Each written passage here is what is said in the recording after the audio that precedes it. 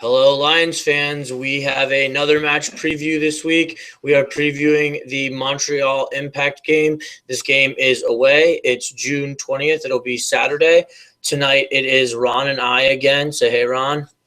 Hey, guys.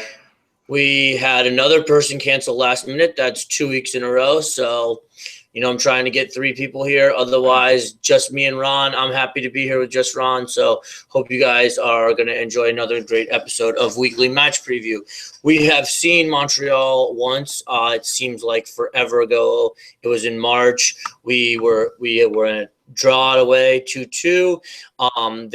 We went up there shorthanded. We came out really flat, and Ribeiro and Kaká both scored goals, I think both within 1 minute of each other. So we sneaked a point out. Again, we were shorthanded that game, and Jack Mack scored a pretty cheeky goal that game, but Ricketts was way out of place, and their designated player, I keep forgetting the guy's name, Piatti, he had a penalty kick that game. Both their goals were before ours. So, happy we got the draw. Ron, any comments about our last game versus Montreal? I don't think you can take a lot from it because of our lineup was, we were so shorthanded that game. Plus we played a different formation than we're used to. So the game was also at Olympic Stadium, so we should have a different surface this week. We should be playing on grass at Stade Saputo. So there's not a lot you can take away from that. Plus, we weren't playing as well. They've won 4 of their last 6. We're obviously on a 5-game unbeaten streak in MLS. So I think expect a wide open, fast-paced game, and I wouldn't look for anything from the previous match to take from that. All right, well, and last night we're coming off that crazy game versus Charleston in the Open Cup, and we had Ribeiro, Ramos, Bowden, and Neal all play significant minutes last night. And Bowden and Ramos should absolutely be starters going into Montreal. I don't see any reason why they wouldn't, and we're going to need them, so I'm hoping that they're not going to be tired. In my opinion, I also believe Ribeiro will get the start up top if he's not too tired. I mean, those guys played 2 overtimes last night, but my main concern is really with Bowden and Ramos because they push forward a lot and are big parts of our attack. How do you think that their game time last night would affect the game going into Montreal for Saturday? Well, I think let's start with Luke Bowden. He obviously was the one that played 120 minutes, but there's not a real good suitable replacement for him besides Brek Shea. So unless Luke Bowden picked up a knock that I don't know about, I think he'll play anyways. But if for some reason he can't go, they'd probably have to move Shea back there, which would start a domino effect everywhere else. But I think we'll see Bowden and we'll see Ramos, and then I think we'll see Avila at right mid. He only played 59 minutes. And but I do not agree with you. I think Kyle Larin will start at striker this week. I think Pedro Rivera will start on the bench. All right. I just, I think that Ribeiro's been in form, and I think he's been building his match fitness. So I just figured he's going to, I feel like he kind of likes to stick with the person who's hot. And I know Larin was hot, but Larin left, and I know he got some goals for Canada while he was out, so hopefully he stayed hot. I mean, I like Larin. I hope Larin starts. I just don't think that he will. I think it will be at least Ribeiro, and then I think maybe Larin comes on later. So a little discrepancy from me and Ron on that one, guys. And other than that, I think our lineup will be pretty standard. I think we'll have Shea on the left, Avila on the right, no surprises, Kaká in the middle. And as far as defensive mids go, who do you think we're going to see there? Do you think we see Neal again? I don't think so because Neal played 120 minutes on Wednesday. So I think, there's no reason not to play Hagit and Stern. I don't think Neal jumped over either one of those 2 guys just with his one good performance. It's some great depth to have, but coming off 120 minutes on a Wednesday, you have to go with your fresh legs up in Montreal. All right, and I hope that this week we come out of the gate a little bit quicker because last time I distinctly remember watching the game and how slow we started, and I don't really like to start games slow. I don't think anyone really likes to start games slow. I think coming out of the gate, at least, being there in the game, maybe not necessarily getting the goal early, but being in the game, involved mentally early after such a, long game for some players and a stressful game as a team for the Open Cup. I think coming out early and just, at least button heads with them instead of being flat like last time is going to be our key to victory this week. If that's what I project later, nobody knows. But Ron, what do you think our key to success would be for this week? I definitely think, I like your point on jumping out early. I think if Montreal gets behind early, I think they have a tendency to fall apart. They're kind of a front runner though, where if they get a goal, they're likely to get another one. So I think a quick start is definitely important. I think the continued wide play, we saw good wide play last week against DC, especially from Breck Shea. I've been harping on it for a while now, but you saw Luke Bawden find him on some passes down the wing where he really got to stretch his legs and get into a full sprint, and he can really cause some problems for defenders if we see more of that, and instead of him pinched so much in the center. So if they can keep the wide play up, there'll be plenty of seams to exploit Montreal because, like you said earlier, they will lead goals. So don't let them jam the field up in the middle. Let's spread them out. Let's attack from all different areas, and I see a good result most likely if they can do that. Well, we don't know because Ron hasn't projected yet either. But just to follow up on Ron's point, that kind of goes back to, Bowden and Ramos playing all those minutes. That's like, I guess Ron articulated it better than I did about why it was my concern because, we do need the wide play and we do need Ramos and Bowden to push up those wings. And, they really have to make an impact for our team to go. I mean, we can keep getting penalty kicks and we can keep scoring on penalty kicks, but at some point, like that well is going to dry up. It's just not statistically possible for, I guess, sustain the penalty kick rate that our team is having. So, that's just how I wanted to follow up on Ron. I'm glad he articulated it a little better than I did. And so before we go to projections, we actually have some fan tweets and questions this week. I'm really happy that one person got back to me. So that's double last week. But I want to give a special shout out to my Twitter follower at Edwin_gun. And Ron, tonight Edwin has two questions. His first question is how is the cohesion of the team boosting the way we play? And his second question is, what did we learn from the squad last night? So I didn't watch last night's game. I had some other things that I had to attend to, and my phone died. So I was really, out of luck in last night's game. I just caught the scores at the end, and that's it. So I'll let Ron address the second question first, and then Ron and I can discuss the cohesiveness of our team. So, Ron, what did we learn last night from the squad play from Edwin? Well, we learned that our backups, our reserves, are as good as a USL team, which isn't that surprising, and that's the way it is for a lot of MLS teams. Adrian Heath hinted to us earlier in the week that we were going to see a lineup like that, so it wasn't surprising. But they got through playing the minimal amount of talent they could possibly field, and you have to commend that. But I don't think you'll see lineups like that going forward now that we're playing MLS teams. I think now that I think they were going to play that game. If they got through it, then they'll take this thing seriously. Where if they didn't get through last night, they would have just chalked it up to whatever. But I don't think you can take much from last night. There's a lot of guys that haven't played together that are playing together in that game, which it just doesn't help anybody. And it's always going to be tough in Open Cup competition with a lineup like that.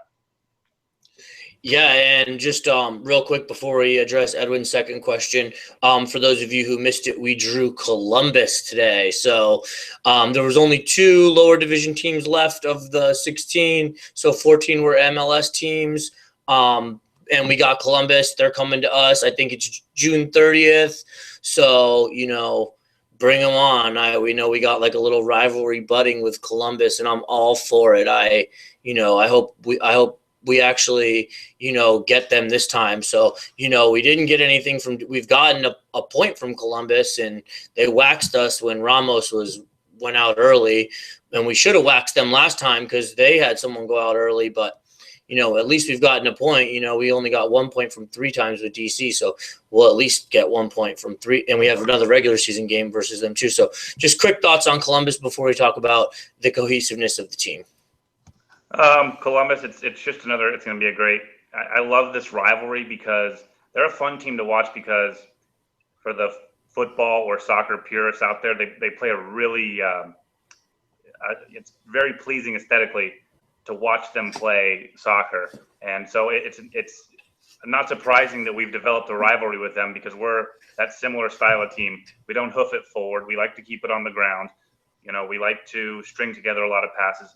So it makes for a really good game. And I like this rivalry. I think it's really great that we've developed a rivalry so soon. All right, and now we'll just talk about Edwin's second question, and then we will go to our predictions back to Montreal. So his second question is how the cohesion of the team has boosted the way we play. So I think, in my opinion, the cohesiveness of the team has really improved since week 1.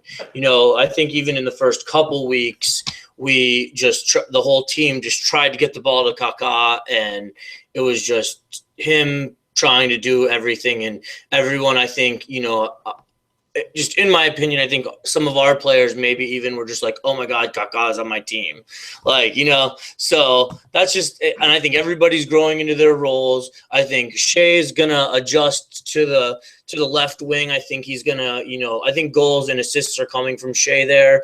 Ron said, I think 2 weeks ago, Ron was talking about how he's just been moving around and going off on national team, and he hasn't really gotten to settle in. And I think once Shea settles in, that's going to really increase our attack.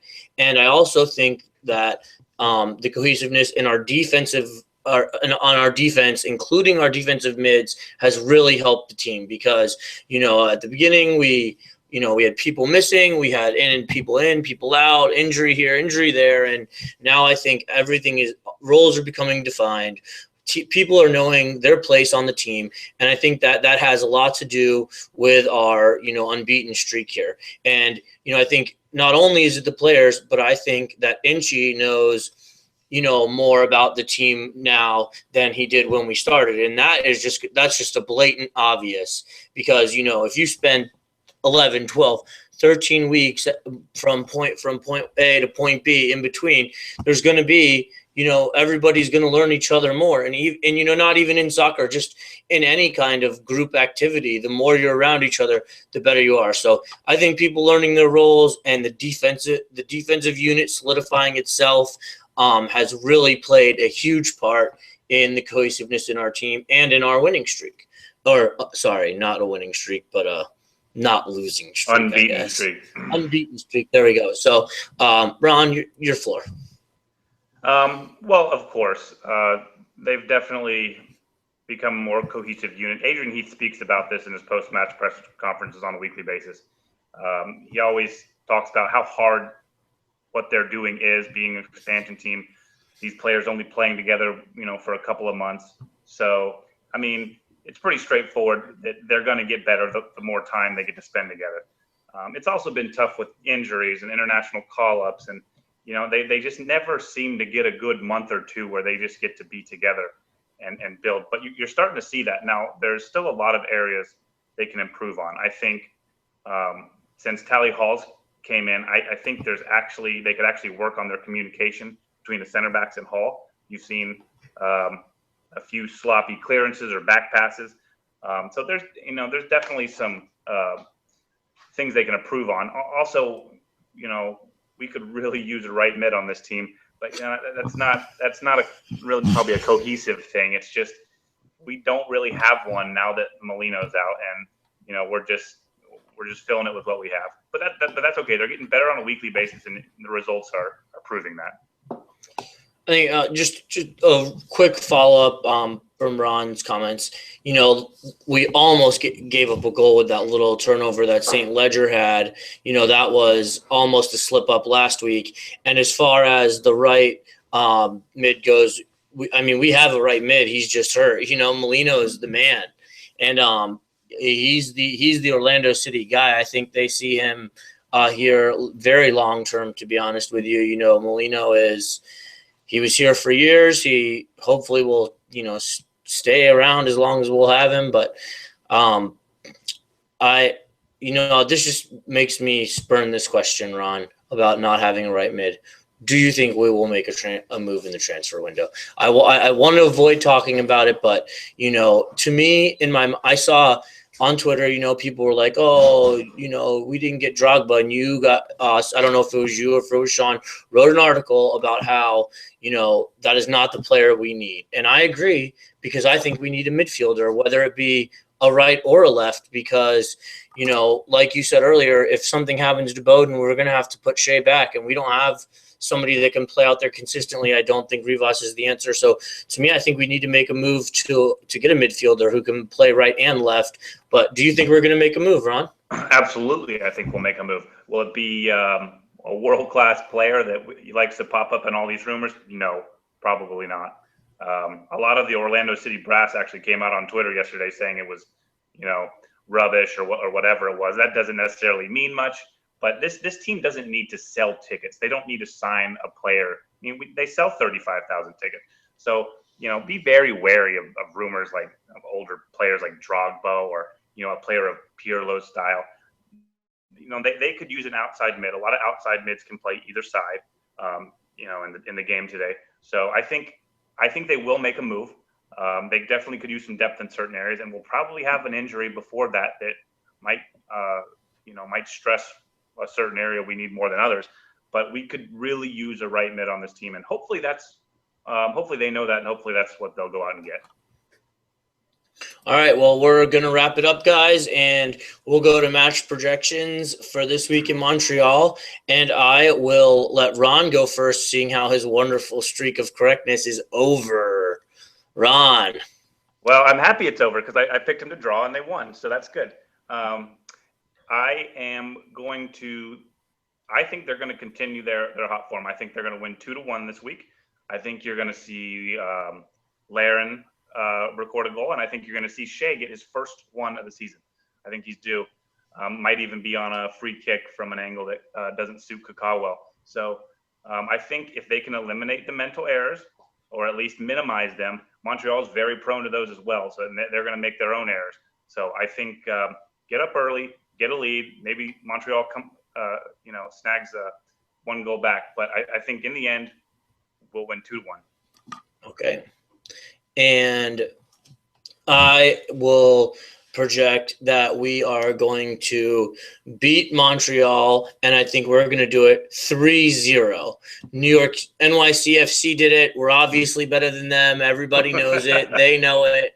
So if they can beat them 3-0, we can beat them 3-0. I'm going to take a little jab at them. They just got knocked out by a lower level team. So take that, NYCFC.